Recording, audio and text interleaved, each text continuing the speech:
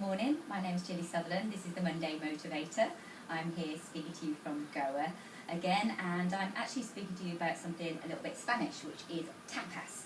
And it's actually nothing to do with your chorizo and red wine and your gambas pill, nothing to do with food. It's actually to do with your motivation.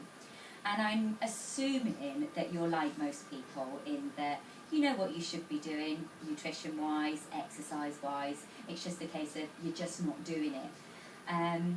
With most people, the challenge is the motivation, and it's about just getting out there and doing it. It's having that fire to do it, and that's what tapas is. It's a yogic term. They use it in yoga to describe having that fire, that motivation, to be disciplined, to do what needs to be done each day that's good for your health.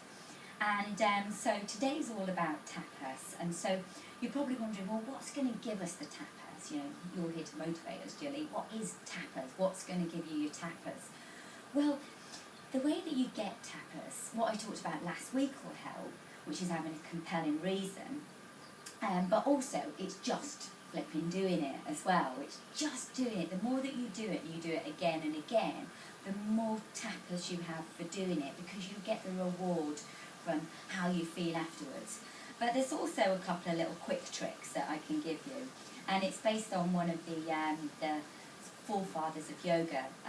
Iyengar used to say, just take a step, no matter how small. So sometimes it's just a case of doing something really little that will start you off, that will get you your tapas.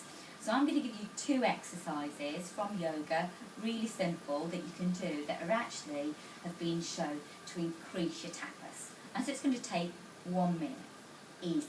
So you can do it, preferably from standing up if you can. Sometimes that's all it takes, is actually standing up. Or you can do it from sitting down, and you're just going to move your arms like this. So join me, stand up now. Everybody stand up. You know, just get up from your chair, even if you're in the office, don't worry about looking silly.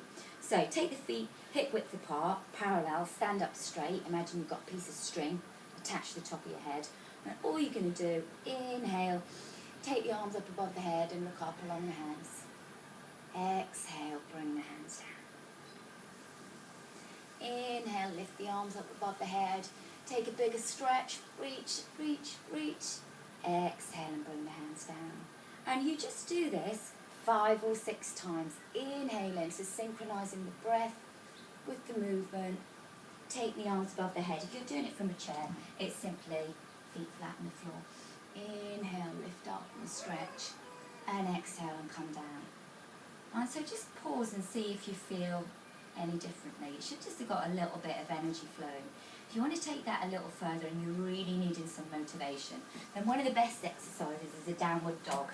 So if you can, you're doing it from the floor.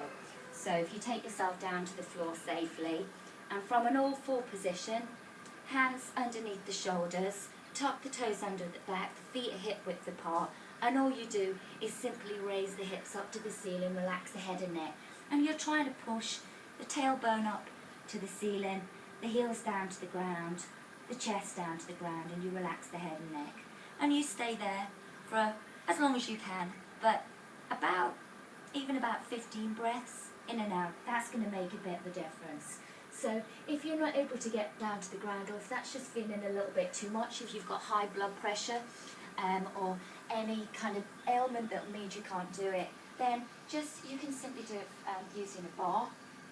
So step away from the banister or the window ledge or whatever, and then you just take the head down and you get a nice flat back, and you stay there and you breathe, stretching the tailbone away from the arms.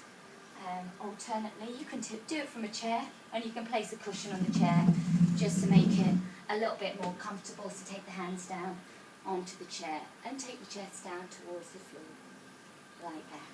So ideally, stay there for a few minutes, and by the time you've done that, so if you've done that now, guarantee your energy will be feeling a lot differently. And even if you've just done that one thing, because you've changed your physiology, your whole biochemistry of your body's changed, and you've got some motivation, and you've got your tapas, and that's what you need to keep you going. Have a great week.